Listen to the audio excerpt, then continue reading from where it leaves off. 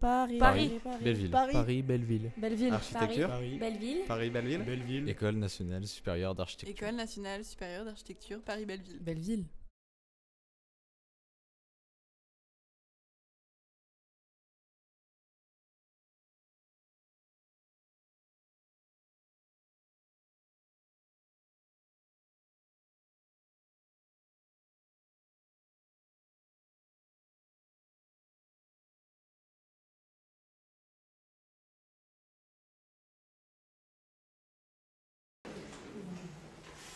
Eh bien, on va entamer cette présentation. Merci à tous d'être présents. Je vais dire quelques mots de bienvenue au nom de l'IPROS, dont je suis encore quelque temps le directeur.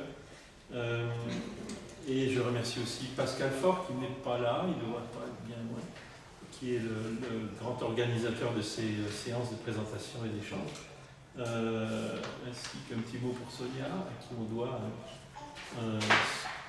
ce à quoi on aura droit en deuxième partie, ça se passe derrière. Vous serez aimablement conviés à un verre de l'amitié. On est donc réunis pour écouter la présentation de l'ouvrage de Marina Ruotolo, Labellisation et fabrique urbaine Matera, capitale européenne de la culture.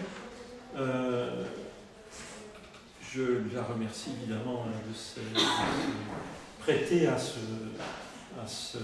rituel de la présentation de l'ouvrage de nos chercheurs. Marina, tu es maîtresse de conférence à l'ENSA de Bretagne, également enseignante à l'école d'architecture de Paris-Belleville. Le livre que tu vas nous présenter est issu de ton travail de thèse.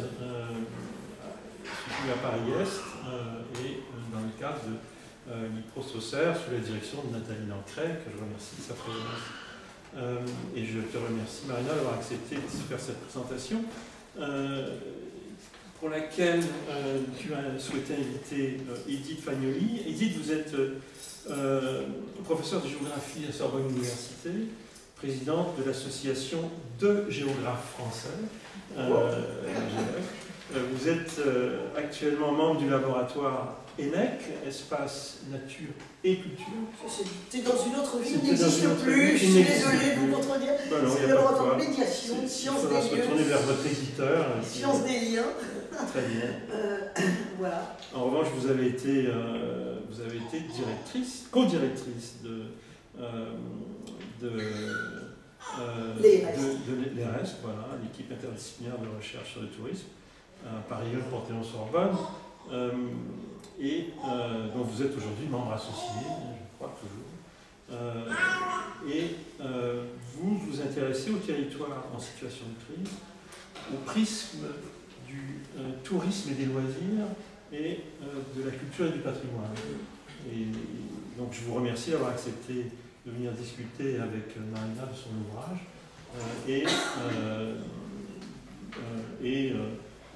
de vous prêter à cet exercice. Il y a un an, Sally Trijalet était invitée à présenter son ouvrage sur les Ghates de Bénarès. Vous vous en souvenez peut-être. En introduction, j'insistais sur l'aspect, à mes yeux, exemplaire de cet ouvrage, fondé sur un travail de relevé à toutes les échelles, d'une exceptionnelle qualité. Si cet ouvrage rendait compte de la part autonome de la discipline architecturale, l'ouvrage qui est présenté aujourd'hui et discuté rend compte avec tout autant de force, je dirais, de sa part hétéronome. C'est-à-dire de la capacité que les recherches en architecture ont à capter les notions, les concepts, les outils d'autres disciplines afin qu'elles contribuent à l'enrichissement de la compréhension des dynamiques qui sont à l'œuvre dans la transformation de nos territoires. L'histoire urbaine, l'anthropologie, voire l'ethnologie contribuent ainsi à construire une approche originale d'un phénomène culturel, urbain, social, politique et architectural que Marina va vous exposer dans un instant. Elle va nous présenter la généalogie de ce phénomène, dont le décryptage a été rendu possible grâce à une grande quantité de sources, du côté de la littérature, de la photographie, du cinéma, mais aussi des discours politiques, des approches techniques et des productions architecturales. C'est sur ce dernier point que j'insisterai brièvement avant de céder la parole à Marina, car l'une des qualités de la recherche qu'elle a menée est de s'être intéressée non seulement aux transformations matérielles des bâtiments, des infrastructures, etc., mais également aux projets, à ceux jamais réalisés en permanente transformation. Ce sont, autant que les précédents, les bâtiments et les infrastructures, des révélateurs des horizons d'attente du groupe. Et c'est là, me semble-t-il, l'une des caractéristiques fortes de son approche et qui fonde en partie l'originalité de la contribution de notre discipline aux questions urbaines, une originalité reconnue à travers les nombreux prix de cette recherche doctorale initiale, c'est vu, attribuée. Merci Marina d'avoir accepté de présenter ton ouvrage et je te cède la parole. Merci beaucoup pour cette introduction André et merci à Edith d'avoir accepté d'échanger sur cet ouvrage. Alors je vais revenir un petit peu sur la genèse et sur les origines de ce travail. Donc effectivement c'est un travail de thèse qui s'est transformé en ouvrage et je voulais montrer d'abord un cadrage qui, selon moi, raconte l'essence de ce territoire et pourquoi il m'a tant fascinée depuis des années, puisque en réalité, Matera est un sujet qui me porte depuis 2010, alors que j'étais étudiante en master, en école d'architecture. Et au départ, je me suis interrogée sur cette architecture en négatif, cette architecture troglodyte, qui se retrouve dans le bassin méditerranéen et plus particulièrement dans la ville de Matera. Donc c'était cette question du cadrage, du plein et du vide, de ce rapport aussi à la nature, de cette dimension presque écosystémique qui émergeait dans ce paysage de la Basilicate et avec Matera qui était vraiment un cas d'étude assez exemplaire. Voilà, donc en 2010, je me rends pour la première fois à Matera dans le cadre d'un potentiel projet de fin d'études en école d'architecture où je rencontre des architectes, où j'arpente ce territoire avec une fascination et une émotion très très forte qui m'a alors portée, et que ce soit dans l'atmosphère générale de la ville, de son centre historique, de cette architecture en négatif, de cette ambiance aussi presque à l'abandon en fait de ce quartier troglodyte en 2010 qui alors était encore peu connu et peu inclus dans les circuits touristiques. Donc je me promène, j'essaye de relever justement ces caractéristiques spatiales, ces caractéristiques urbaines. J'échange avec beaucoup de ces acteurs, de ces habitants. Je me perds aussi dans ce labyrinthe des sassis, dans ce dédale de rues, alors que des toits deviennent des rues, puisqu'on a des strates comme ça qui se superposent dans une architecture qui est construite à flanc de falaise. Et donc, on est face à une ville de pierre qui semble un petit peu figée quand même, ou en tout cas dans un temps quelque peu suspendu. Et donc, j'essaye de comprendre ces caractéristiques, mais je ne vais pas poursuivre dans un projet de fin d'études là-dessus. Et cette idée de Matera continue à trotter dans ma tête. Et je vais finalement approfondir aussi ce terrain à travers des lectures.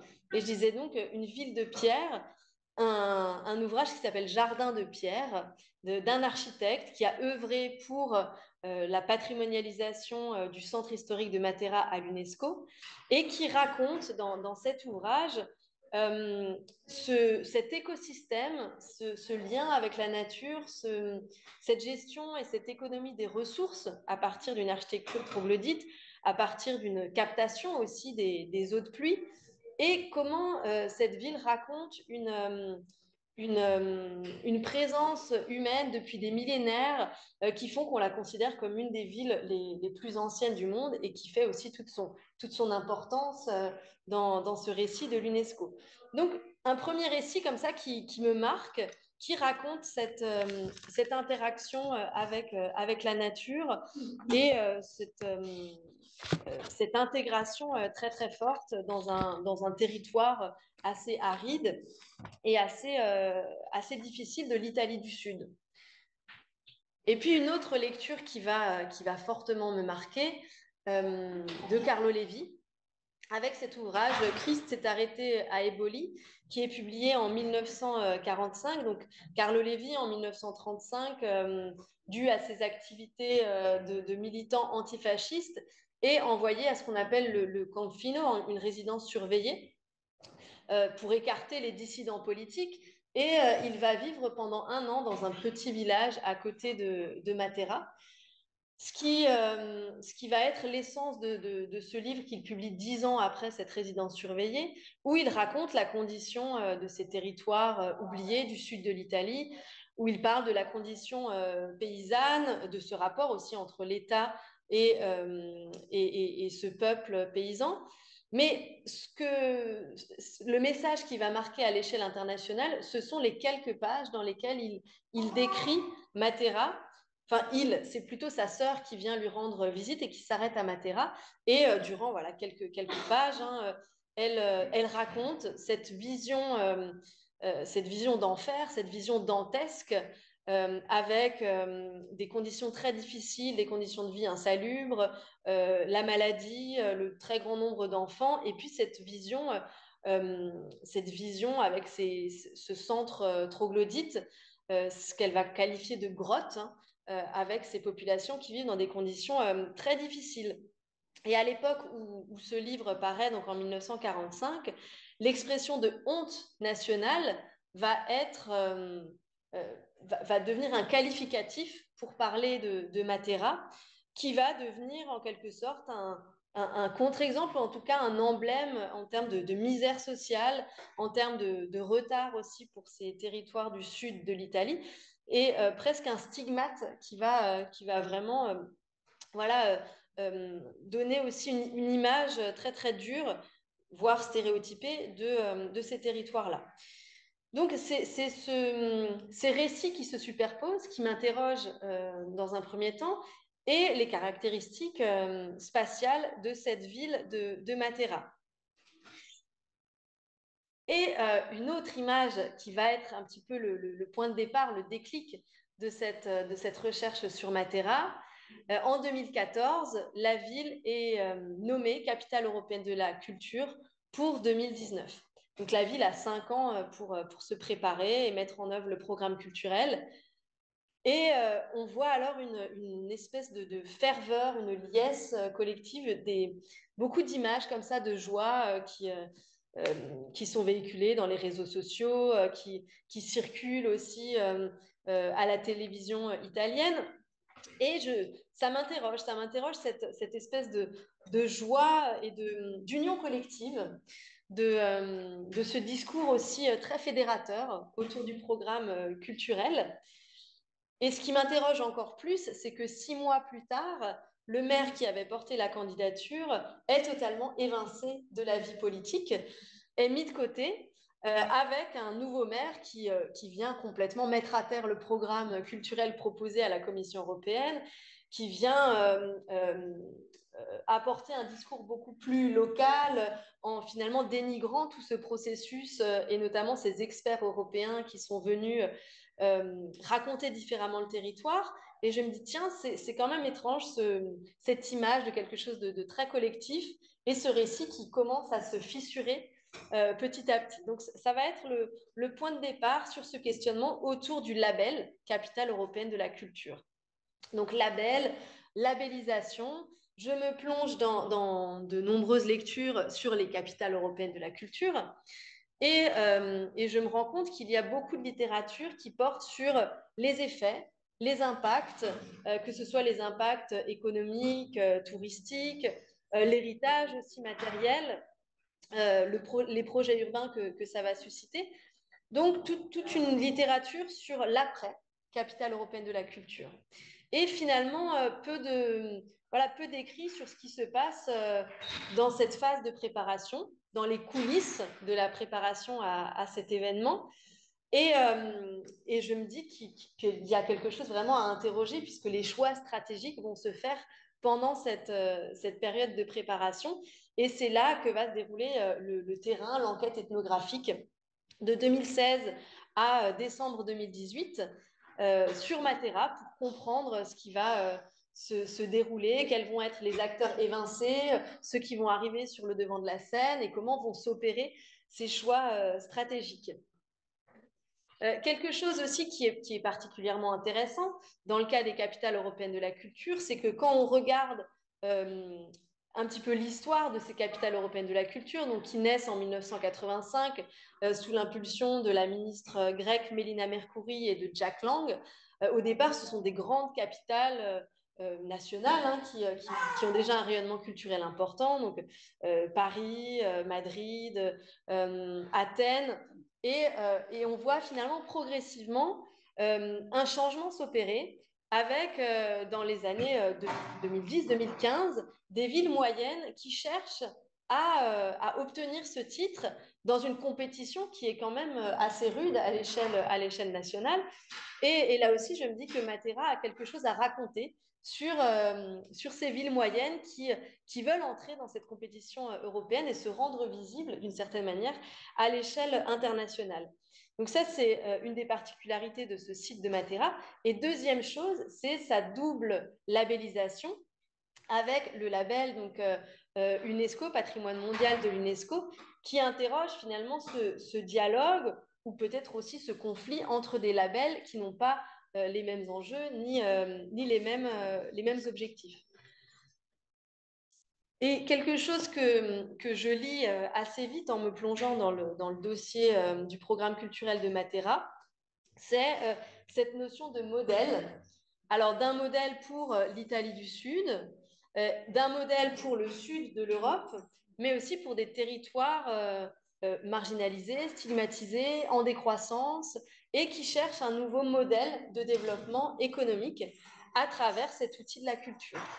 Donc c'est ce qu'on lit hein, dans le dossier, la volonté de donner une autre perspective du Sud et de proposer, de faire tomber les clichés et les préjugés sur cette région de l'Italie qui a encore ce stigmate hein, d'un territoire en retard et pour Matera, cette honte qui est toujours assez présente. Donc ce changement de regard et cette dimension d'exemplarité qu'on retrouve dans le processus de labellisation. Donc, à la fois une idée de se conformer à des normes, à des critères, mais en même temps de montrer la singularité d'un territoire, quelque chose aussi d'unique et de particulier à ce territoire.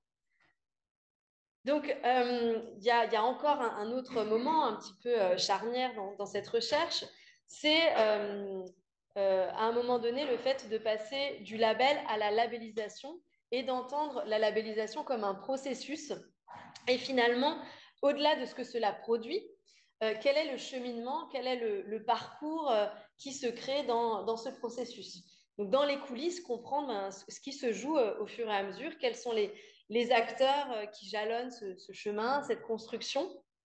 Et de là vont naître trois thèmes qui sont aussi ceux qu'on retrouve dans l'ouvrage. Donc cette question des acteurs qui part aussi de l'image de cette union collective qui se fissure, qui se fragmente.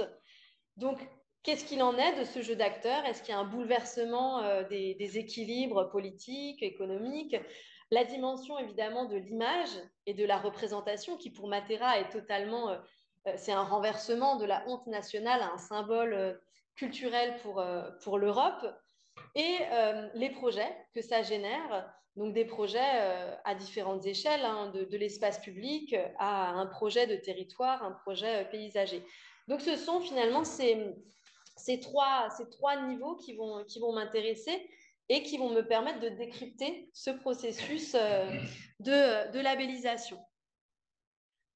Donc, je vais revenir sur chacun de ces thèmes. Et le premier, c'est la question de l'image et de ce renversement de l'image dans la volonté de devenir une ville attractive, une ville qui se positionne à l'échelle européenne. et donc d'essayer de comprendre comment se construit cette nouvelle représentation urbaine qui fait toujours dialoguer passé, présent et futur. Donc cette dialectique aussi entre toute cette histoire très longue d'un territoire et finalement quelque chose qui est en train de se créer et que j'observe alors sur le terrain. Dans une particularité quand même qui est celle du label Capitale européenne de la culture, on doit proposer une vision du territoire.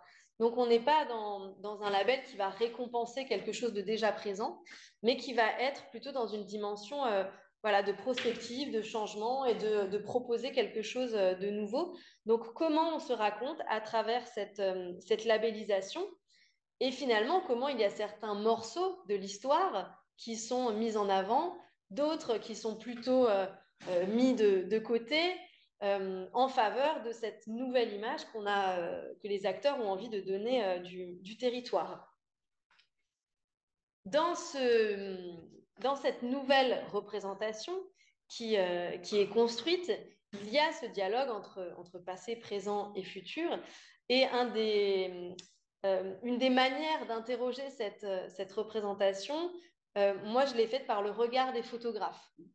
Donc le regard de photographes aussi bien internationaux que de photographes italiens, avec Henri Cartier-Bresson qui se rend à Matera dans les années 50 et qui fait un reportage photographique, Mario Carbone qui accompagne Carlo Levi, parce que Carlo Levi c'est une figure qui reste quand même, qui est un petit peu le fil conducteur aussi de la transformation de ce territoire. Et comment à travers ces photographies des années 50 on retrouve des éléments dans les images qui parlent de Matera 2019, qui parlent de cet ancrage local, mais en même temps dans une dimension européenne, que ce soit à travers une mise en scène esthétique, mais aussi des termes. Voilà, là, c'est le titre d'un des chapitres du programme, Racines et parcours, donc toujours dans quelque chose de très ancré à l'échelle locale, mais aussi avec une dimension prospective.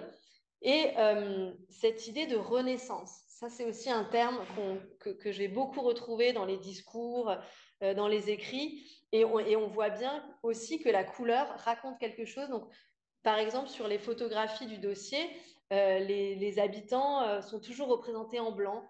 Il y a quelque chose vraiment de l'ordre de la transformation très très forte, presque miraculeuse. Et comment finalement cette représentation va aussi se traduire par des projets. Donc c'est aussi une des manières dont le livre est structuré, c'est-à-dire que ce soit à partir de cette focale, de l'image, des acteurs, il y a toujours un projet qui va raconter, qui va illustrer cette manière dont se traduit la nouvelle représentation urbaine.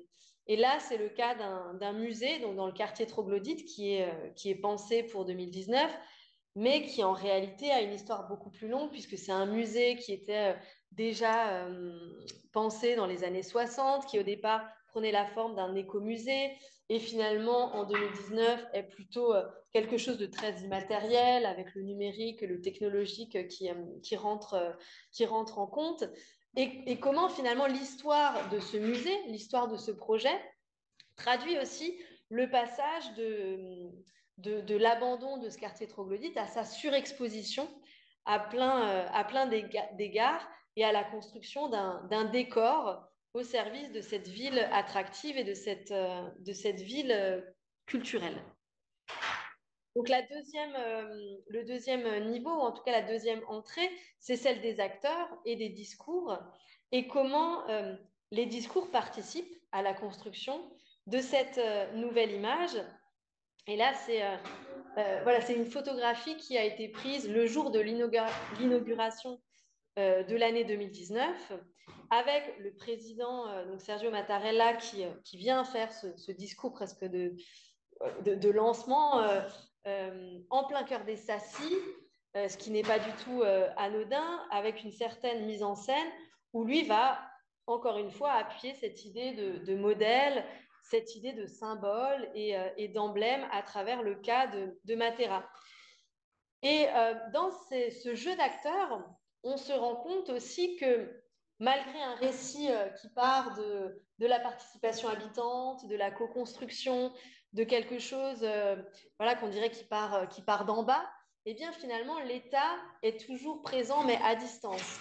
Et c'est ce que le sociologue Renaud Epstein qualifie voilà, de gouvernement à distance à travers les prix, à travers les labels, et comment l'État a toujours une présence très très forte à travers ces labels, et comment il y a un entrelacement de l'échelle locale à l'échelle globale avec des acteurs qui viennent finalement reconfigurer des alliances à Matera. Et comme en 1950, comme lorsque Carlo Levi parle de Matera en tant que contre-exemple, là aussi, Matera devient un emblème pour les villes du Sud qui sont en recherche d'un nouveau modèle économique à travers le tourisme et la culture. Dans ce discours autour des modèles, autour des bonnes pratiques, il y a des lieux phares qui se doivent d'incarner cette ville, un petit peu comme une ville vitrine, et qui doivent aussi raconter cette internationalisation de la ville à travers une architecture iconique.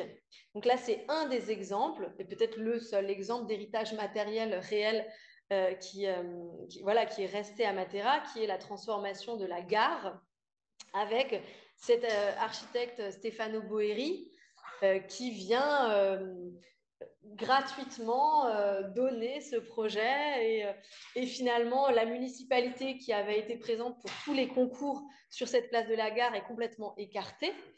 Et on retrouve voilà, une architecture, ça fait beaucoup penser à l'ombrière de Norman Foster pour Marseille, capitale européenne de la culture en 2013. Donc, une typologie aussi à travers cette architecture qui raconte cette production à l'échelle internationale et qui ne manque pas de générer des conflits aussi à l'échelle locale avec des architectes qui se sentent un petit peu dépossédés de ces grands projets. Et dans ces lieux phares, et c'est là aussi toute l'idée de revenir en arrière à chaque fois, donc de partir de quelque chose que j'observe en direct, mais qui a un temps beaucoup plus long. Et que ce soit pour le musée dans le quartier troglodyte ou pour le projet de la place de la gare, on se rend compte qu'on a presque une sorte de recyclage des projets dans le cadre de l'année culturelle, et qu'on ressort des tiroirs un petit peu des projets qui n'ont jamais abouti. Donc là, il y a eu, pour la gare, il y a eu un concours en 93, un autre concours en 2008, et que finalement, le programme n'est pas du tout respecté. On est dans une rupture aussi bien formelle que programmatique dans ce qui est proposé pour l'année culturelle. Ce qui génère un certain nombre de controverses et de conflits à plusieurs égards. La première des choses, c'est finalement cette question des infrastructures et des équipements, avec des habitants qui sont en attente de construction d'équipements, que ce soit des musées, des bibliothèques, théâtres. Donc là, c'est une manifestation qui a lieu en avril 2018, où ce sont les étudiants qui se mobilisent et disent, voilà, 2019 est arrivé, rien n'a changé. Où est la culture dans cette ville? Dans quel lieu s'incarne la culture? Donc une attente très très forte de la part des habitants. Et donc encore une fois, ce récit collectif qui on le voit bien, est quelque chose plutôt de l'ordre de la façade, et qu'il s'agit de déconstruire, et qui permet aussi d'interroger la labellisation comme une sorte de caisse de résonance, presque un moment de catharsis, où vont pouvoir s'exprimer un certain nombre de personnes qui ne sont pas forcément toujours présents dans le projet urbain ou dans les choix qui sont opérés pour la ville. Donc c'est ce que j'ai qualifié de contre-pouvoir, ou en tout cas d'acteurs qui profitent de cette opportunité pour se faire entendre et pour apporter leur voix dans ce débat sur la fabrique de la ville. Ce qui nous emmène aussi à questionner la ville ordinaire et les quartiers qui sont un petit peu les oubliés de ce processus où on a une ville à plusieurs vitesses, une ville où vont s'incarner voilà, ces lieux phares, ce musée et finalement cette vitrine européenne. Mais qu'est-ce qui se passe dans les marges? Donc, comment on intègre aussi cette ville du quotidien, cette banalité, comment les citoyens participent ou sont inclus dans cette dynamique. Et là, c'est une des photos qui raconte un petit peu cet abandon dans certains quartiers de la ville, alors que l'attente est très très forte de la part des habitants. Et ce qui se lit dans ces quartiers en marge, c'est un autre modèle qui n'est plus celui du grand projet et des lieux phares ou des archistars, mais plutôt d'un modèle qu'on pourrait qualifier d'acupuncture urbaine, de sorte de couture où on va avant tout s'intéresser aux espaces publics, dans une sorte d'esthétisation des espaces publics, avec des actions à bas coût, des actions assez rapides à mettre en œuvre, que ce soit sous la forme de peinture, que ce soit sous la forme de jardins partagés. Donc, pour aussi raconter cette participation citoyenne, mais qui ne bénéficie pas des financements qu'on pourrait voir sur d'autres lieux plus mis en lumière. Donc, quelle pérennité aussi de ces petites actions qui restent quand même des actions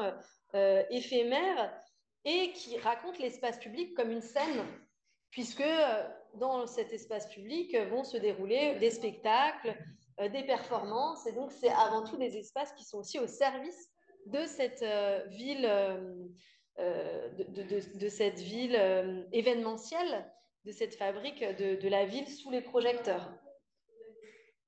Donc finalement, ce livre permet de traverser Matera à travers les échelles du centre historique cette question aussi du patrimoine UNESCO, jusqu'aux marges, jusqu'aux quartiers qui se trouvent en périphérie, à travers ce triptyque acteurs, images et projets, avec un voyage qui s'opère dans la ville et qui raconte cette vitesse aussi qui n'est pas la même depuis le centre jusqu'à la périphérie. Donc, comment les Sacy deviennent littéralement un décor touristique. Comment, dans cette cartographie des lieux phares, l'architecture, une certaine architecture qui se doit d'être iconique ou qui se doit d'être un outil de communication, va aussi mettre en lumière certains espaces, mettre à l'écart d'autres lieux et concentrer les flux sur une certaine partie de Matera. Et enfin, voilà, qu'est-ce qui se passe quand on s'arrête dans les marges, quand on regarde de plus près la ville ordinaire, quelle place aussi pour le ressenti habitant, pour ce futur aussi après l'année capitale européenne de la culture. Et après cette expérience, cette monographie, on peut le dire, à partir du cas de Matera, comment on peut prendre un petit peu de hauteur par rapport à cette fabrique de la ville événementielle, comment on peut peut-être avoir certaines leçons qui se dessinent depuis la perspective de Matera. Et là, je pense à Bourges, qui a été élue récemment capitale européenne de la culture pour 2028. Donc Bourges, voilà, pour les Français, ce n'est pas non plus la ville à laquelle on pense forcément quand on parle culture, Europe. Et Bourges qui se réfère énormément à l'exemple de Matera par rapport à son échelle, à sa taille humaine. Les acteurs du dossier pour Bourges ont expliqué être le petit pousset de la compétition, ne pas avoir beaucoup de moyens, partir sur cette dimension de co-construction habitante, d'un slow tourisme, d'un tourisme aussi différent. Donc, comment, à travers aussi cette labellisation, on a ces modèles qui s'exportent, que ce soit à partir des acteurs, mais aussi à partir de bonnes pratiques et de certaines politiques de la ville qui se déplacent voilà, de l'Italie jusqu'au reste de l'Europe. Merci Marina.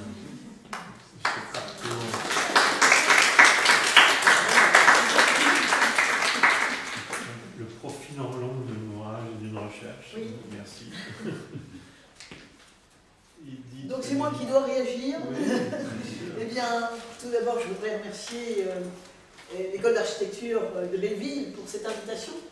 Je remercie bien sûr Marina de m'avoir invitée, de m'avoir sollicité pour cette intervention, pour finalement livrer ma grille de lecture sur l'ouvrage. Et puis, je voudrais vous féliciter, Marina, parce que c'est une très belle thèse et un très bel ouvrage derrière. Alors, le titre, c'est « Labellisation et fabrique urbaine ». Je pense que le public l'aura compris. Matera, capitale européenne de la culture. Ce qui veut dire que labellisation et fabrique urbaine, ben derrière, on pourrait décliner, bien évidemment, toute une série bibliographique. Hein. Vous ouvrez avec Matera. Bologne pourrait être une autre approche, etc. Certains comprendront. Alors, vous nous livrez une lecture passionnante et je dirais que vous nous projetez, je suis géographe, vous l'aurez compris, vers une géographie du beau, labellisation. Mais tout n'est pas beau et il y a l'envers du décor. Hein, je crois qu'on l'a bien vu dans votre présentation. Vous ne travestissez pas ce beau tout au long de l'ouvrage. Alors, à travers Matera, vous avez parlé de monographie. Moi, je parlerai d'une biographie géographique. Vous nous livrez une biographie géographique, une biographie urbaine. Et je crois qu'on en revient ici peut-être à des fondamentaux en géographie qu'on a parfois oubliés. Oubliés avec le grand processus de la mondialisation, à la remontée de grands thèmes, et puis finalement, moins d'éléments tangibles, le local qui parle, peut-être en écho bien évidemment à l'international.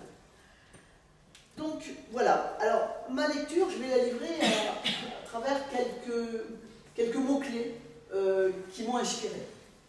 Alors tout d'abord, votre réflexion traite de la fabrique urbaine, et dès l'introduction, vous parlez de Matera comme un laboratoire urbain. Alors, laboratoire, tuba-essai, on pourrait imaginer beaucoup de choses, mais qui dit laboratoire, c'est un mot qu'on utilise très souvent en recherche, quelle qu'elle soit, et il y a des indicateurs. Donc, autrement dit, une certaine critériologie, des critères. Alors, est-ce que vous pouvez peut-être nous livrer quelques éléments de ce laboratoire, c'est-à-dire le décortiquer un petit peu? Je crois que c'est une question un peu intéressante pour aller plus loin dans la compréhension de l'ouvrage. Donc une sorte de critériologie, une sorte d'indicateur, une sorte de sélectivité. Vous avez parlé de patrimoine tout à l'heure, et je pense que tout ne peut pas être patrimoine, même si on pense que tout peut être patrimoine. Hein.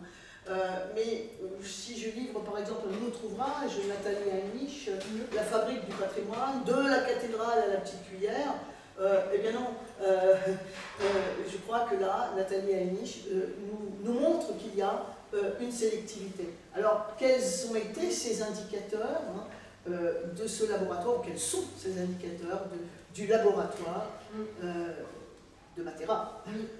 Non, mais cette notion, enfin, ce terme de laboratoire, il n'est pas du tout anodin. Non, justement. Puisque, là, je pense aux sociologues de l'école de Chicago, déjà dans les années 20, qui prennent la ville de Chicago comme un laboratoire social, un laboratoire urbain, pour raconter ces processus à l'œuvre à Chicago, dans une ville qui se fait de manière très très rapide, trop rapide aussi. Donc je pense que Matera est un laboratoire à plusieurs égards. Un laboratoire architectural. Un laboratoire architectural parce que en 1950, alors que les SACI sont évacués, la population doit être relogée, on va faire appel à des architectes de renom de l'époque, Carlo Emonino, Ludovico Quaroni, pour construire les quartiers modernes. Et donc cette architecture d'après-guerre, cette architecture de logement social. Donc un laboratoire à l'échelle architecturale. Un laboratoire à l'échelle urbaine, puisque il y a aussi tout ce questionnement autour de qu'est-ce qu'un centre historique dans les années 70. Et Matera se positionne aussi dans ce débat à l'échelle internationale. à la même époque où Bologne, justement, fait figure de chef de file par rapport à ce questionnement sur le patrimoine. Un laboratoire pour des politiques patrimoniales, un laboratoire aussi politique où vont s'affronter littéralement des camps opposés entre le parti démo-chrétien, le parti communiste, qui font de Matera une lutte idéologique. Et puis le laboratoire d'une politique culturelle européenne qui, selon moi, n'a pas choisi non plus par hasard Matera, même si c'est une compétition nationale, mais qui avait aussi envie de raconter quelque chose de différent sur le sud de l'Europe, sur ces notions de résilience aussi, d'une certaine frugalité après Marseille en 2013, après Lille, qui eux proposaient d'autres modèles de développement à partir du tourisme. Donc à différentes échelles, on est vraiment dans un laboratoire et surtout dans des modèles, c'est-à-dire comment on va essayer d'appliquer des bonnes pratiques à Matera, qu'il s'agisse de sa gestion patrimoniale et de sa réhabilitation d'un centre historique ou bien de politique de relogement. Donc c'est un laboratoire pluriel, un laboratoire aussi social. Il y a énormément d'anthropologues, de sociologues, notamment des États-Unis, qui vont venir dans les années 50 voir cette condition paysanne racontée par Carlo Levi et quelque chose qui est en train de se perdre en quelque sorte. Merci pour cette réponse extrêmement complète. Et évidemment, à côté de laboratoire, à côté de fabrique urbaine, mais je reviendrai sur fabrique urbaine, il y a un mot fort dans tout cet ouvrage qui revient, je crois que c'est le mot qui revient le plus souvent, c'est projet. Oui, vous en avez parlé, mais projet, du début à la fin. Alors, un maître mot dans la fabrique urbaine, et vous traitez du projet, notamment d'une manière tripartite, vous l'avez rappelé dans votre présentation, c'est-à-dire, il n'y a pas de projet sans acteur, hein. Il peut y avoir des conflits, on l'a vu, donc projet, acteur, et puis image. Donc le projet se construit, le projet se discute.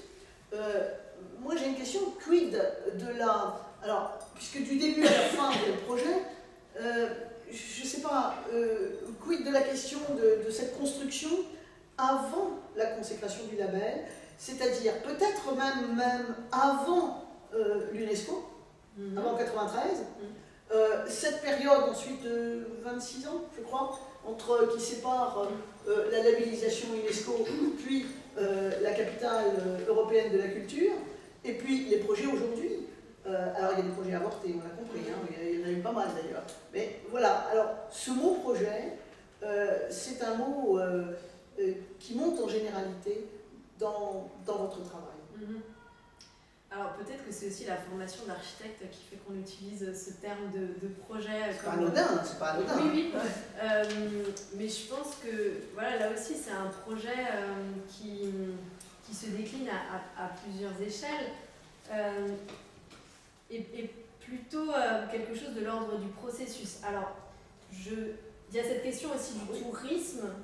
Est-ce qu'on est dans une stratégie en fait où finalement ces strates de labellisation visent à un développement économique à terme de la ville de Matera qui passerait par cette reconnaissance de l'UNESCO, puis par une reconnaissance culturelle européenne. Mais en tout cas, ce projet, c'est le fil conducteur de l'ouvrage et qui permet à chaque fois d'incarner en fait ces positionnements d'acteurs, ces divergences, ces controverses aussi, puisque c'est ce qu'on voit aussi quand on est sur place. Alors, peut-être une question qui permet d'aller un peu plus loin avec la notion de projet. Vous nous parlez très vite, et ça va avec le laboratoire, de Creative City. Oui. Alors, ça aussi, c'est un projet. Voilà, la ville créative, la ville qui doit innover. Alors, est-ce que c'est de la poudre aux yeux? Mais voilà, donc ça fait partie du projet, ça s'est construit à un moment donné. Donc, comment on en est arrivé là? Bon, il y a eu l'UNESCO, mais il y a eu surtout donc la capitale européenne de la culture, qui fait que tout à coup, boum, voilà, on veut se mettre dans la création, dans l'innovation, etc. Mais comment Matera se démarque là-dedans? Parce que ça, c'est un peu générique. Oui, oui, oui. Mais se démarque et en même temps a aussi envie de répliquer un certain nombre de préceptes qu'on va avoir dans la vie créative. Et d'ailleurs, c'est pas du tout innocent qu'un des auteurs de ce manifeste, de ce livre La vie créative, qui est Franco Bianchini et Charles Landry, fait partie des experts qui ont rédigé le premier programme culturel pour Matera. Et donc, où cette stratégie à l'échelle urbaine, elle se dessine aussi en lien avec les recettes qu'on peut voir dans leur manifeste, qui sont de l'ordre des mobilités douces, de la piétonisation de l'espace public dans le centre-ville, de toute une série comme ça de recettes qui ont l'air presque magiques, mais que Matera va appliquer presque à la lettre, en tout cas dans son premier programme. Mais je pense que ce qui est intéressant dans le cas de Matera, c'est que peu importe l'époque, la ville a toujours été une sorte de miroir des politiques de l'époque, que ce soit le relogement dans les années 50 et la politique du logement social, que ce soit, je le disais, sur les centres historiques et sur cette muséification du patrimoine, et là encore de la ville créative qui quand même atteint ses limites, alors même que Matera est en train de construire son dossier, qui est déjà remise en question en quelque sorte. Oui, on peut se demander, c'est un autre débat, mais si Creative City, elle n'est pas dépassée. Elle est dépassée. Non, mais dans son texte. Oui, voilà, oui, voilà. Alors, j'ai une troisième approche, vous vous en doutez, c'est évidemment la notion forte de fabrique urbaine, fabriquer. Fabriquer, c'est construire, c'est avoir une stratégie, des objectifs. Qui dit fabrique, dit évidemment des acteurs, dit discussion, dit construction, dit conflit, on l'a bien vu. Alors, dans la fabrique urbaine, il y a des items. Et ici, on est dans une école d'architecture. Mais je pense que vous avez fait vraiment un ouvrage qui est aussi un ouvrage qui s'inscrit totalement en géographie. Et donc, l'architecture, c'est aussi dans son territoire. Alors, je dirais que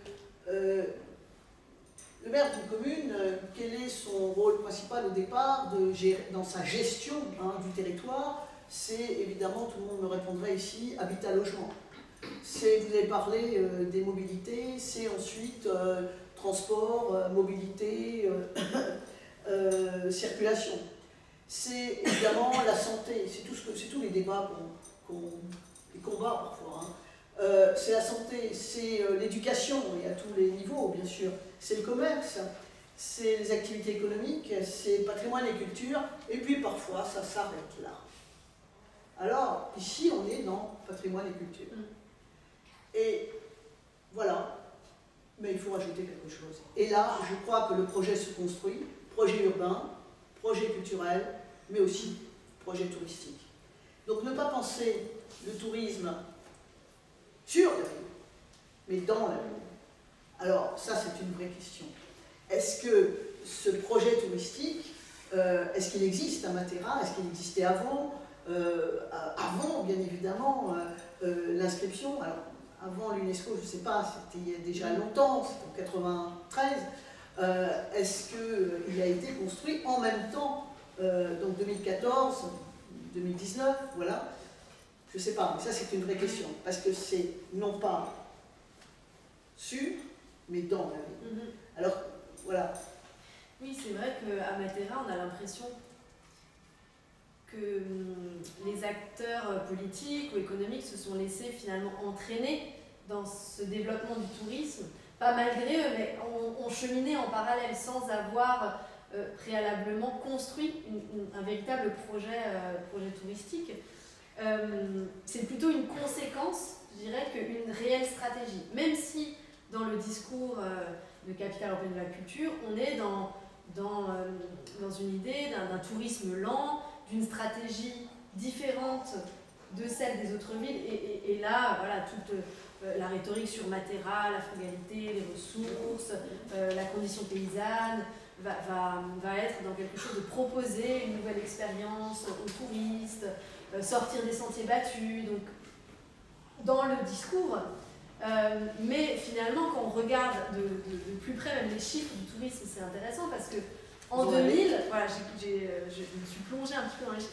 En 2000, donc, on est à peu près à 100 000 touristes qui viennent à Matera. 2000, c'est aussi le moment où Mel Gibson fait son film The Patient, qui rend visible la ville après sa labellisation. Très important, parce qu'il n'y a pas seulement l'UNESCO, oui. Il y a eu le Christ s'est arrêté à Éboli en 1945, oui. Mais il y a effectivement le ciné-tourisme, il y a le cinéma, et donc ça c'est bien avant tous ces événements. Oui, puisque Pasolini c'est en 1964. Absolument. Voilà. Donc dans les années 2000, on a un tournant par rapport à la stratégie touristique de la ville, mais ça démarre doucement. Et puis après, la nomination en 2014 va accélérer cette stratégie. Donc on va doubler, on est à peu près à 200 000 personnes en 2014. Et en 2019, là on est autour de 900 000 touristes. Ouf. Pour une ville de 60 000 habitants. Ouf. Donc je vous laisse imaginer l'affluence, et puis on le sent, on le voit enfin moi je l'ai ressenti un peu, je faisais du terrain. Mais du coup, cette stratégie, elle se fait un petit peu dans l'urgence. Et voilà, il y a une stratégie en termes de logement, enfin d'accueil touristique, qui se fait un petit peu de manière bricolée, si je peux dire, par les habitants eux-mêmes. Il y a cette stratégie autour des commerces, et des restaurateurs qui, eux, vont être plutôt contents et donc vont transformer dans cette optique-là de développement. Mais voilà, ça se fait dans une certaine urgence sans avoir un projet urbain qui accompagne ce développement touristique. Mais voilà. Oh, vous savez, il n'y a pas qu'à Matera, oui. Il y a bien de nombreux lieux où on a inauguré en 2010 le centre Pompidou à Metz. Il y avait 2750 chambres, il n'y en a toujours que 2750. L'hôtel Stark, il a volé, donc il va peut-être ouvrir un jour. Voilà, ça fera quelques chambres supplémentaires. Voilà, et donc on a joué là-bas, et là c'est pas le cas de Matera, sur l'effet TGV. Vous voyez, donc, mais tout ça pour dire que le tourisme, ça doit effectivement se penser, et c'est le rôle du politique. Et on en revient à la question de la gouvernance, bien évidemment, pour ne pas être dans le surtourisme, parce que on critique ce surtourisme, mais c'est parce que derrière, ça n'a peut-être pas été assez pensé, assez, voilà. Alors, moi, je crois que la vraie question, là, maintenant, c'est est-ce que le tourisme est-il en train de fabriquer une autre ville à Matera? Le tourisme réorganise l'espace selon sa propre logique. Ce n'est pas que le cas de Matera, bien évidemment, mais les maisons troglodytes deviennent des hôtels.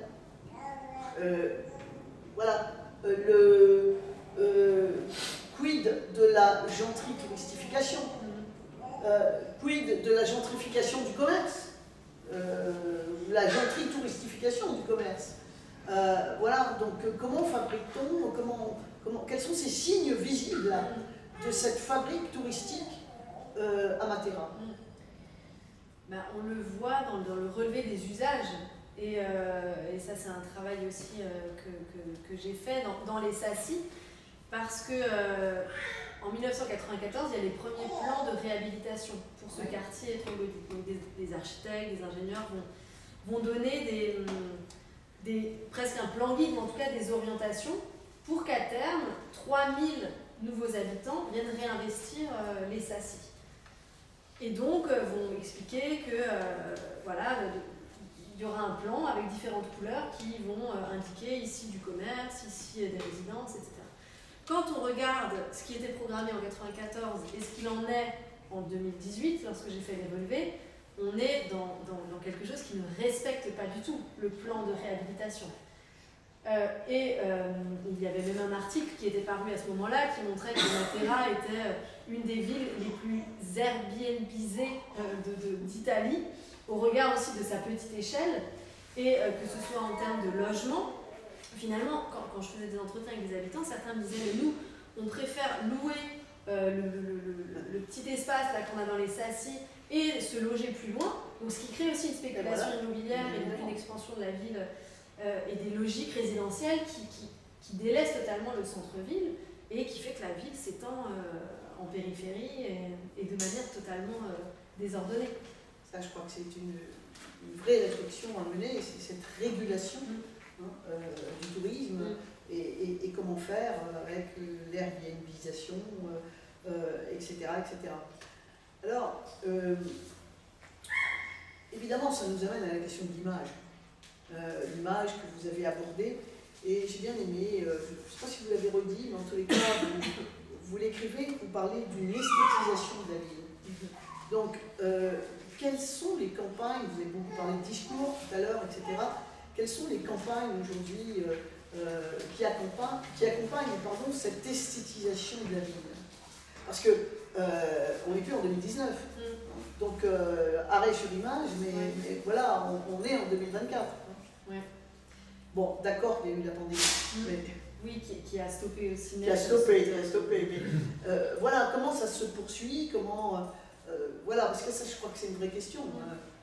On affiche Matera au monde. Hein. Vous parlez d'internationalisation, c'est la deuxième partie de votre ouvrage.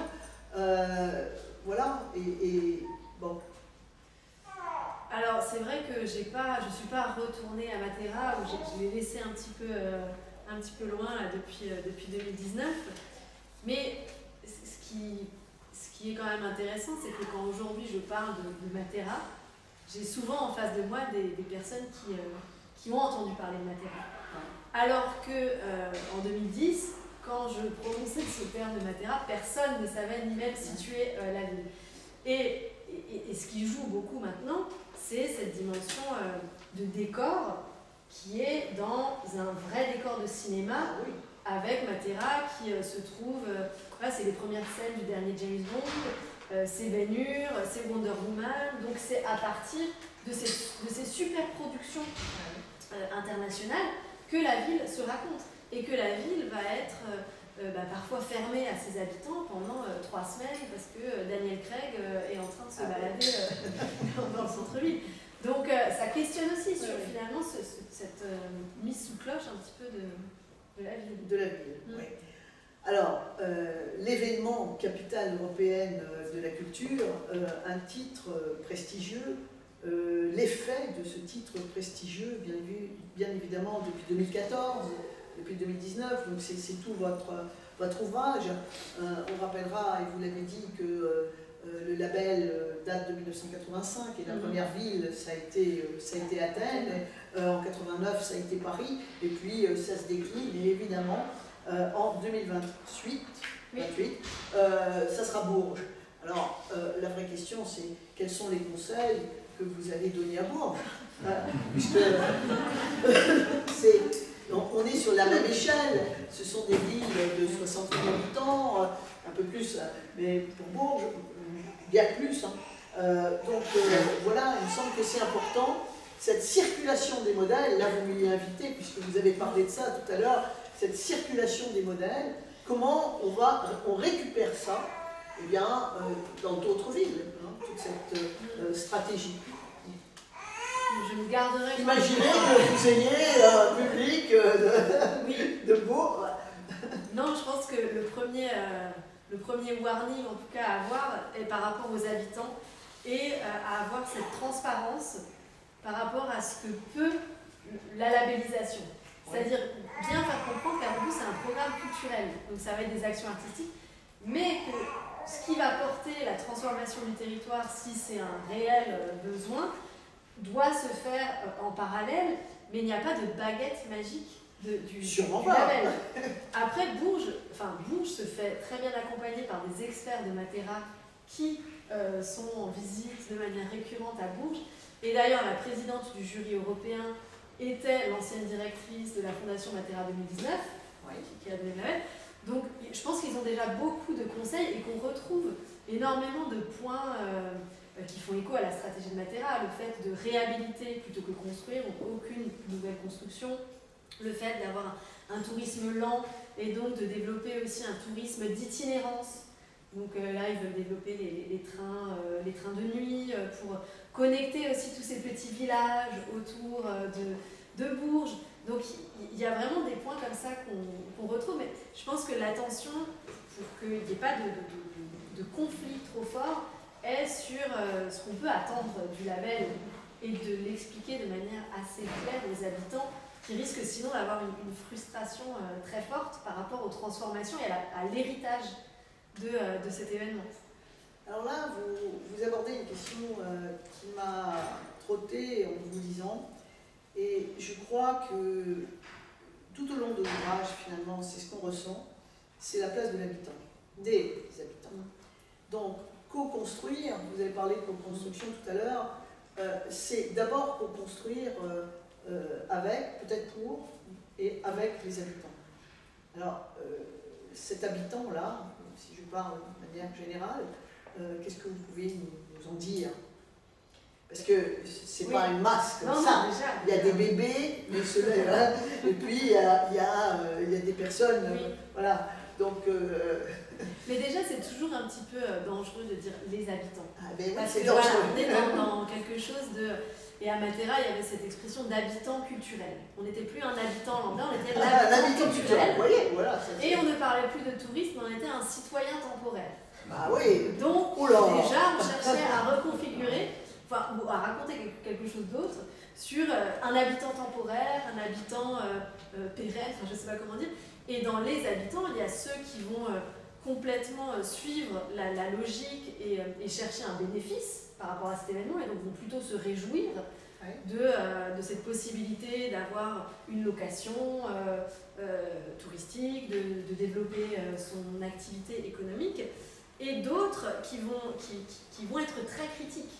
Et en amont, c'est quelque chose qu'on note de manière générale, hein. Avant un événement, il y a une critique, il y a toujours quelque chose en opposition de manière très très forte. La première chose, c'est les attentes en termes de transformation. Et pour Matera, comme il y avait ce retard en termes d'infrastructure, c'est ça qui a été clivant dès le départ, finalement, cette attente de nouvelles autoroutes, de musées, etc.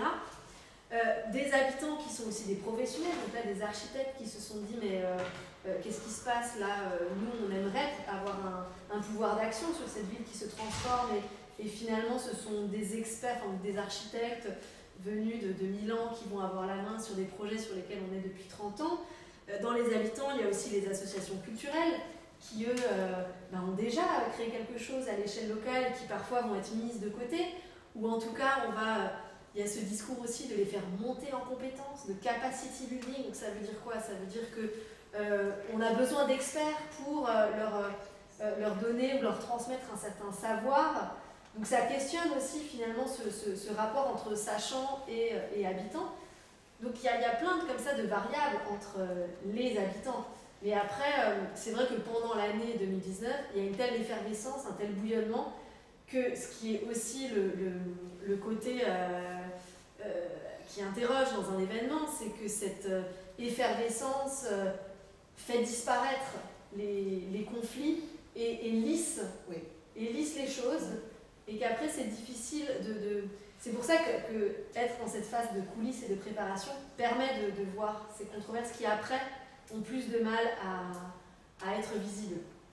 Oui, alors 2019, 2014-2019, c'est ce temps de préparation. Donc cette approche par et avec les habitants, est-ce que ça a été un moyen de relancer également 26 ans avant, ils ont vieilli, ils ont mûri, etc., puisqu'il y a eu l'UNESCO. Ah oui. Est-ce que vous avez senti ça? Émotion, fierté, peut-être conflit, vous l'avez dit, indifférence, enfin, vous voyez? Donc ce rythme-là, est-ce qu'il s'est réengagé? Est-ce qu'il y a eu une ferveur entre ces deux? Si on parle de culture, hein, maintenant on peut rajouter bien sûr le cinéma, hein, la littérature. Voilà, il me semble que c'est une vraie question. Voilà. Mais les habitants, ils sont très présents dans votre travail, j'allais dire travail de thèse, parce que c'est issu du travail de thèse. Et quelle relation habitante entre territoire urbain labellisé et marge? Donc là, vous nous proposez un ouvrage totalement réaliste, c'est ce que j'ai commencé à dire tout à l'heure, vous ne travestissez pas ce mot, donc vous ne négligez pas les marges, ces territoires, la ville est faite de territoires urbains, donc marge, marginalité, marginalisation, est-ce que c'est pas le centre qui est en marge? Vous voyez, on pourrait le prendre de l'autre côté. Oui. Voilà, donc ça c'est une vraie question. Et comment faites-vous la couture entre tout ça pour que ça devienne bien sûr de la haute couture? Je pense que c'est la tentative de cette labellisation, de proposer, de recoudre ces territoires et d'élargir justement ce périmètre UNESCO à quelque chose de plus ordinaire. D'impliquer les habitants. Oui. C'est toute votre troisième partie que vous avez intitulée « Mutation socio-spatiale dans les franges urbaines ». Mais parce que plus qu'un héritage matériel, ce qui est intéressant dans ces processus, parce que évidemment il y a une posture assez critique, mais je pense que ce qui est important et qui reste, c'est cet héritage immatériel qui est celui aussi de... Vous parlez de fierté, d'orgueil, ça c'est quelque chose qui reste et que la population de Matera a énormément transmis, cette fierté retrouvée avec ce nouveau label, mais aussi cette participation à certains projets. Il y a eu un opéra qui a permis d'impliquer une 50aine d'habitants, il y a eu ces projets de jardins partagés, et donc effectivement ce sont des petites actions. Ce sont des petits points de couture dans ces territoires, mais qui, au-delà de la transformation matérielle, créent aussi un réseau, créent des nouvelles synergies entre les habitants, entre les acteurs culturels, et permettent aussi de prendre place dans le débat sur la ville. Et c'est ça, je pense, l'enjeu de ces processus de labellisation, c'est faire entendre des voix qui ne sont peut-être pas forcément, qui sont justement en marge dans le processus de fabrique urbaine ordinaire. Et là, il y aura une place pour ce débat citoyen. Comment construire finalement ces transitions? C'est ça. Parce qu'on a l'impression par moment qu'on a deux villes. Oui. C'est même une certaine réalité, me semble-t-il. Donc, comment construire ces transitions? C'est un mot à la mode. Ça a été durable jusqu'à présent, maintenant ces transitions. Je pense que c'est un concept qui n'est pas très bien positionné encore scientifiquement, c'est mon point de vue. Mais je crois qu'un architecte ne peut pas négliger cette approche de cette notion, en tous les cas, au concept de transition, qui permet de faire la couture entre la rue, le quartier, l'architecture, qui mobilise des objets et tout ça, peut-être aussi à différentes échelles, qui mobilise aussi l'espace public, l'espace privé. C'est tout ça qui fait évidemment la ville. Et cette dichotomie entre la ville touristique, parce que finalement c'est la ville culturelle, et puis la ville du quotidien. Donc vous parlez d'ailleurs, je crois que vous l'avez redit tout à l'heure, d'une ville peut-être vitrine. Donc je crois que là il y a effectivement une belle leçon à tirer de votre ouvrage. Et je pense qu'il y a aussi un autre élément qui m'a... J'ai relu certains passages hier soir, et c'est finalement une réflexion qui m'amène au temps. Le temps est une matière du projet, et le temps, il est long, bien sûr, c'est 2000 ans d'histoire, mais le temps, c'est aussi le temps entre deux événements, 26 ans entre l'UNESCO et la capitale européenne. Bon, le temps est présent, il rythme l'évolution de votre fabrique urbaine, et il va dans cette notion de la refonctionnalisation des lieux, des territoires. Alors je ne sais plus ce que je voulais dire, je me suis perdue dans mes numéros, mais voilà, mais je pense que nous arrivons à la fin. Ceci dit, donc j'ai essayé de vous donner, on pourra continuer cette discussion, mais de vous donner quelques points de ma grille lecture, de ma lecture, ma grille lecture de votre ouvrage, Fabrique urbaine, laboratoire, indicateur, projet, tourisme bien évidemment, images, label, labellisation. Moi j'aime bien les lions. Ceux qui nous connaissent savent que, voilà, parce qu'on construit, il y a des acteurs, etc. Voilà. UNESCO, capitale européenne de la culture, modèle, habitants, territoires urbains. Donc votre ouvrage, il est inspirant. Il renvoie à cette grille de lecture de Matera, une biographie géographique, une biographie urbaine. Tout simplement un ouvrage qui donne envie d'aller sur place. J'espère qu'on vous l'a dit. Parce qu'il y a aussi beaucoup de plans, beaucoup de photos, etc. Et bah, quelle couture proposeriez-vous, quel mot de la fin proposeriez-vous à ma grille de lecture? Mais je pense que le terme de temps et de temporalité, c'est peut-être le fil rouge et quelque chose à intégrer dans cette grille de lecture, parce qu'il y a à la fois ce temps long, et vous l'avez dit, ce temps millénaire, et cette accélération du temps lorsqu'on est dans un processus de labellisation. Cette urgence qui fait que des règles sont parfois transformées, que certains projets sont accélérés, d'autres ressortent de manière un petit peu trop rapide. Et le temps, oui, et on le voit même avec la question des Jeux Olympiques, cette accélération du temps qui prend tout le monde parfois un petit peu trop. Ben alors, ça sera la 4e partie de l'ouvrage, ou le nouvel ouvrage. Merci en tout cas pour cette lecture. Voilà. Merci.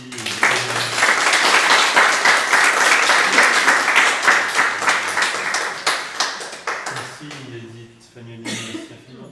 Il y a sûrement des questions dans l'auditoire suite à cet échange. Moi j'ai une question, pendant que vous réfléchissez au vôtre. Vous avez abordé à la fin de cet échange la question de l'appropriation par les habitants, à la fois des marches, mais aussi de cette dynamique capitale de la culture. Est-ce que ça dure? Est-ce que 5 ans après, on a une idée d'une forme de prolongement de ces effets? Donc, tu disais à l'instant qu'ils sont résultats aussi d'une grosse accélération. Est-ce que cette accélération perdure, ou est-ce que les choses s'éteignent? C'est difficile à dire, parce qu'il faudrait vraiment une étude sur l'après.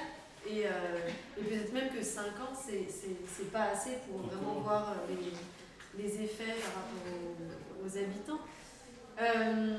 En tout cas, ce qui change aussi dans le programme Capitale européenne de la culture, c'est que la volonté d'aller au-delà de l'année, d'une année, mais de prolonger aussi les actions justement sur les 5 ans à venir, qui permettraient d'encourager cette dynamique et de pas faire que les rideaux se ferment et tout redevient comme avant. Là, pour le cas de Matera, c'est vrai qu'il y a eu aussi l'effet Covid juste derrière, qui a tout éteint de manière assez brutale. Et comme je ne suis pas revenue à Matera, j'ai du mal à savoir ce qui s'est passé par la suite. Je pense que c'est une excellente question et qui permet finalement de replacer ça dans des contextes autres. Et dans des contextes où la ville, si elle est déjà très belle, Paris, je crois qu'elle est belle, enfin bon, c'est un autre débat, mais où évidemment on a cet imaginaire, en tous les cas, une ville qui est capitale, qui est culturelle, qui est patrimoniale, qui est touristique, bon, ça ne pose pas la question de la même manière. Mais dans un contexte d'exclusion, un contexte... vous avez parlé, alors je ne sais pas si on était vraiment dans une shrinking city, hein, ça je n'ai pas reposé la question, mais non, parce que vous étiez un peu dur là, je trouve, tout à l'heure pour Matera, mais enfin bon, de ville en déclin, je veux bien, mais on n'est pas à Détroit. Bon, c'est pas la même échelle non plus. C'est pas la même échelle non plus, mais on avait l'impression que, bon, mais il y a une éducation, me semble-t-il, au label. Je crois que la première chose, au label ou à l'icône qu'on est en train de réaliser, etc. Et je crois que ça, c'est vraiment une question importante, c'est-à-dire, je vais prendre un exemple qui me tient à cœur, c'est le bassin minier du Nord-Pas-de-Calais. En 2012, inscription au patrimoine mondial. Jamais personne ne pensait que ces hauts fourneaux, ces corons, ces terrils allaient être inscrits au patrimoine mondial de l'UNESCO.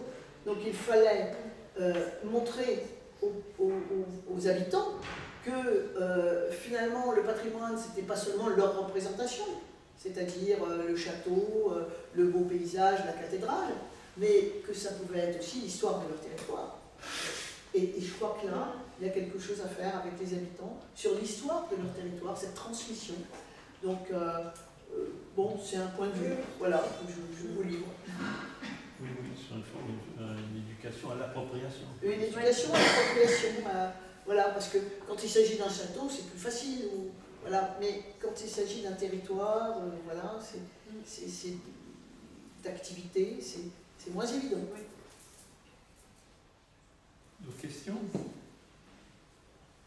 j'en aurais une sur vous avez évoqué pendant votre présentation les oppositions à les années 2018 par exemple avec les étudiants par rapport au manque d'infrastructures. Et avant vous parliez du coup d'un changement politique qui avait aussi un peu enrayé le processus. Je voulais savoir justement dans quelle mesure est-ce que ce changement politique il avait eu un impact, quelles étaient ses conséquences un peu sur le résultat. Ouais. Je dirais qu'il a... Enfin, il a eu un impact, si, c'est de stopper pendant un an le processus lié au programme culturel et de faire en sorte que la fondation en charge de la mise en œuvre de l'événement se retranche un petit peu comme dans une forteresse et qu'il y ait deux camps qui s'opposent entre la municipalité et la fondation. Mais après, en termes de projet urbain, finalement, l'Europe donne très peu de moyens dans ce label Capitale européenne de la culture. Il y a un prix qui est de 1,5 million d'euros, qui n'est rien du tout dans un programme qui en fait parfois 50 millions ou 100 millions pour Marseille. Donc il y a une goutte d'eau dans le programme.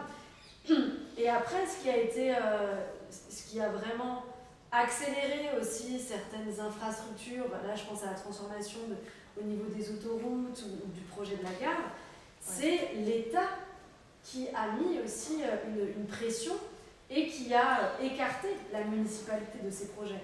Donc finalement, c'est des acteurs comme la région ou comme l'équivalent de la SNCF qui s'est emparé de ces projets et qui ont été en charge de mettre en œuvre ces projets. Et il y a eu la ministre des équipements, qui est venue plusieurs fois à Matera, il y a eu un contrat d'État qui a été créé exprès, ad hoc pour Matera 2019, pour débloquer des fonds et avoir un suivi à l'échelle nationale avec ce qu'ils ont appelé un médiateur, donc, qui était une branche du ministère, qui était chargé de suivre les opérations. Et la municipalité, elle a été complètement mise de côté. Et pour, par exemple, le projet de la gare, elle n'a pas eu son mot à dire. Et c'est le seul projet qui reste, ça on peut le dire, il n'y a pas... Ce qui explique entre cette disjonction entre ces micro-projets oui. Et oui. par rapport aux grandes infrastructures et aux investissements puissants qui ont pu être apportés au centre. D'autres questions? Bon, vous savez ce qui se passe quand il n'y a pas de questions, il n'y a pas de réponse.